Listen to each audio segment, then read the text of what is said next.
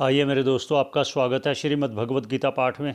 सबके मंगल की कामना करते हुए, ईश्वर को प्रणाम करते हुए, गुरुजनों को प्रणाम करते हुए, कोटि कोटि प्रणाम करते हैं गुरुजनों को, आचार्य लोगों को।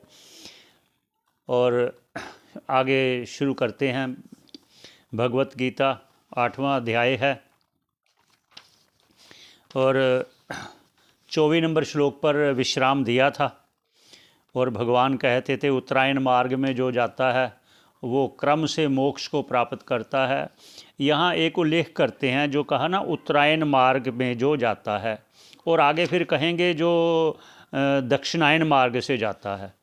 अब उत्तरायण मार्ग में जो कहा है वो क्रम से मोक्ष को प्राप्त करता है। इसी बात को प्रमाणिक करने के लिए भी और लोगों को बताने के लिए भी भीष्म पितामह ने अपने प्राणों को रोके रखा था। ये आप सब जानते हैं, महाभारत में आया है कि भीष्म पितामह ने उत्तरायण जब शुरू हुआ था तब अपने प्राणों को त्यागा था। ये आप जानते होंगे। ये इसी प्रमाण को आगे लोगों तक पहुंचाने के लिए उन्होंने ऐसा किया। नहीं तो वो तो परम भक्त थे भगवान कृष्ण के। अंतिम समय में भगवान स्वयं उनको दर्शन देने आए थे उस युद्ध भूमि में, जब बाणों की शैया पर पड़े थे। तो इसलिए ये भगवान ये सारा क्रम से बता रहे हैं। अब बताएंगे कि उत्तरायण मार्ग का बता दिया कि वो क्रम से मोक्ष को प्राप्त होता है।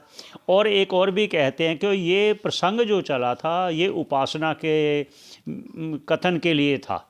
इसलिए जो उपासक है वो क्रम से मोक्ष को प्राप्त होता है, लेकिन जो आत्म तत्व का ज्ञान प्राप्त यहीं इसी जीते जी देह में कर लेता है वो तो यहीं मोक्ष को प्राप्त होता है। इसलिए क्रम कहा गया, क्योंकि वो क्रम से मोक्ष को प्राप्त होता है। और अब आगे ये आ गया उपासना वाले का। अब आगे कह रहे हैं जो कर्मी है उसका क्या होगा, वो कैसे होता है। क्योंकि वो कह दिया कि जो लौट के नहीं आता, उत्तरायण मार्ग वाली बता दी, और साथ में ये भी बताया वो क्रम से मोक्ष को प्राप्त होता है। अब आगे उच्चारण करते हैं पहले 25 नंबर श्लोक, फिर भाष्यकार जी क्या कहते हैं उस पर चलते हैं। धूमो रात्रिस्तथा कृष्ण क्षणमासा दक्षिणायनम तत्र चंद्रमासम ज्योतिर्योगी प्राप्य निवर्तते। देखिए ये भगवान कह रहे हैं जो निवर्तते। तो अब भाष्यकार जी कह रहे हैं भगवान ने अर्जुन से जो कहा वो इस प्रकार है। धूमो रात्रि तथा कृष्ण, वो शुक्ल पक्ष था, ये कृष्ण पक्ष है। क्षणमास दक्षिणायन, ये दक्षिणायन मार्ग को जाने वाले कर्मी लोग जो धूमो अर्थात जो कर्म मार्ग में रात्रि तथा अर्थात कृष्ण पक्ष को कर्म मार्गी वो पितृलोक को अर्थात चंद्रलोक को ऐसे तत्र मतलब उस मार्ग को, कौन से मार्ग को, वो कृष्ण पक्ष वाले दक्षिणायन मार्ग को, चंद्रमासम चंद्रलोक को, ज्योतिर्योगी प्राप्य निवर्तते, वो कर्मी लोग कर्म योग में चलने वाले प्राप्य उस पितृलोक को, उस चंद्रलोक को प्राप्त करके निवर्तते, पुनः फिर विषय भोगों को भोग कर पुनः फिर मृत्युलोक में लौट के आते हैं।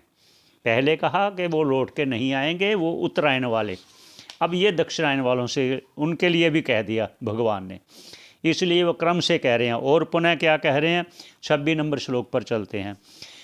शुक्ल कृष्णे गतिर्ह्येते जगतः शाश्वते मते एकह्या याति अनावृत्तिम अन्यया आवर्तते पुनः।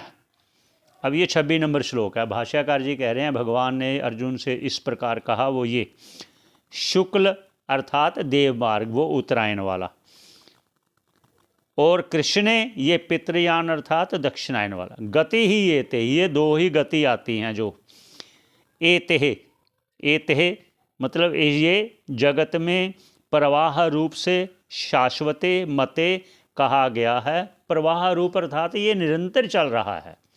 कैसे, जैसे पहले कहा 1000 युगों का एक दिन है ब्रह्मा जी का, तो तब तक तो ये क्रम चलता ही रहेगा। एक मार्ग से याति ही प्राप्त करते हैं, अनावृत्तिम उस मोक्ष को, अन्यया आवर्तते पुनः और दूसरे मार्ग को, ये फिर पुनः कह रहे हैं कि एक मार्ग जो है वो लौट के नहीं आता, मोक्ष मार्ग कहा, दूसरा कहा आवर्तते, फिर वो लौट के आता है पुनः, जो अपने विषयों में लगे हुए अपने विषय भोग करके फिर पुनः फिर मृत्यु लोक में आकर फिर वही कर्म करेंगे। अगर काम कर्म करेंगे तो वो भोग करेंगे, निष्काम कर्म करके मेरे अर्पण करेंगे तो फिर वो मेरे धाम को प्राप्त करेंगे, फिर लौट के नहीं आएंगे। दोनों मार्ग बताते हुए, ये दोनों मार्ग बताते हुए, शुक्ल मार्ग और उसके लिए ये कथन करने के बाद आगे क्या कहते हैं उस पर चलते हैं। 27 नंबर श्लोक।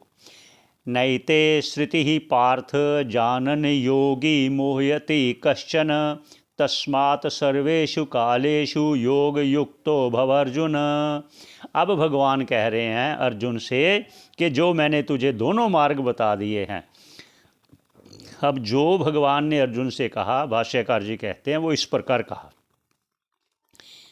ना एते अर्थात एते श्रुति पार्थ, ये जो मार्ग मैंने दोनों बताए मार्ग, पार्थ हे प्रिय अर्जुन, जानन योगी ना मोहयति, इसको जान करके ये दोनों मार्गों को पता है भाई यहाँ आए जाएगा तो वो लौट के आएगा, यहाँ जाएगा तो क्रम मोक्ष होगा, ऐसे जानन योगी ना मोहयति कश्चिन, फिर वो कभी मोह को प्रापित नहीं होगा। कौन से मोह को प्राप्त नहीं होगा कि मैं ये कर्म करूं, मैं चलो यही कर्म करूंगा, ऐसे जो मोहित को प्राप्त नहीं होता। फिर क्या होता है, इसलिए हे मेरे प्रिय अर्जुन, तस्मात् सर्वेषु कालेषु, इसलिए तू सभी काल में सभी अवस्था में हर समय योग युक्तो भव अर्जुन, हे अर्जुन तू योग युक्त भव।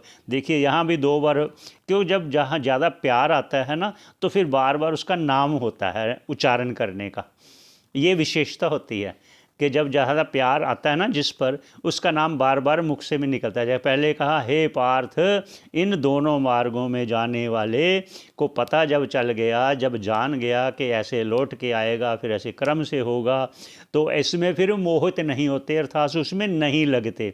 इसलिए तस्मात् सर्वेषु कालेषु योग युक्तो भव अर्जुन, हे मेरे प्रिय अर्जुन तुम योग युक्त हो, मतलब वही समत्व योग जो पहले कहा था कि मुझ में ही सब समर्पण कर दे, हे मेरे प्रिय अर्जुन, ताकि तू उस परम पद को, उस मेरे उस जो लौट के जहाँ से नहीं आता, उस मेरे परम भाव को तू प्राप्त हो जा, हे मेरे प्रिय अर्जुन। ऐसा कहते हुए अब आगे कह रहे हैं कि जो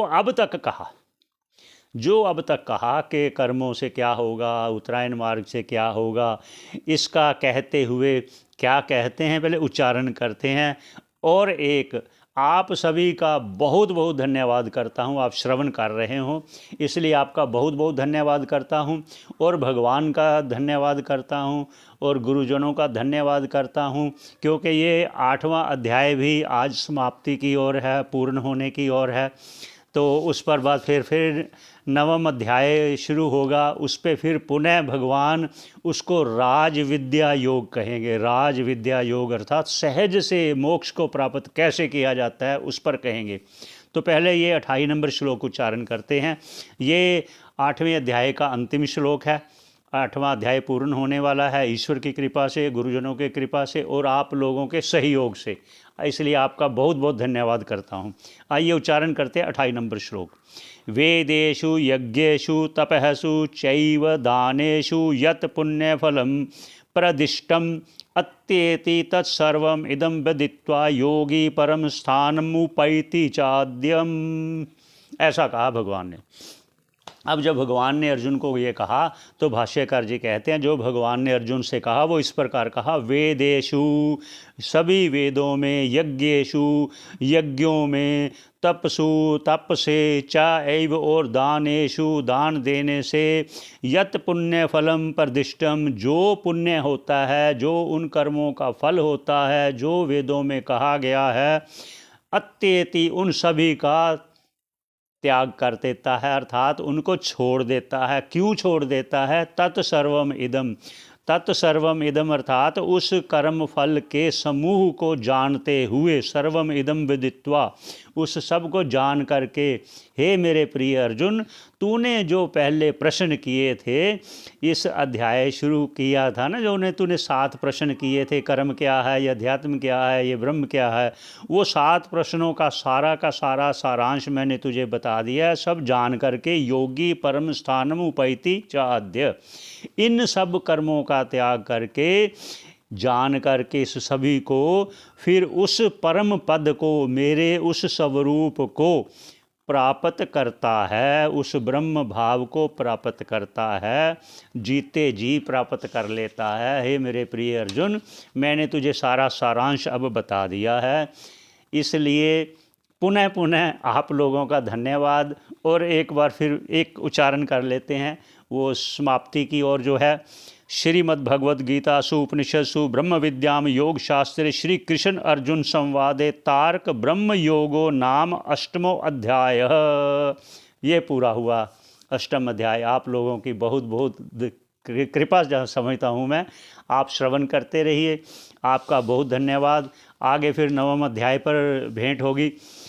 सभी के मंगल की कामना करते हुए, सभी का कल्याण हो, सभी पर भगवान कृपा करें। धन्यवाद श्रवण करने का।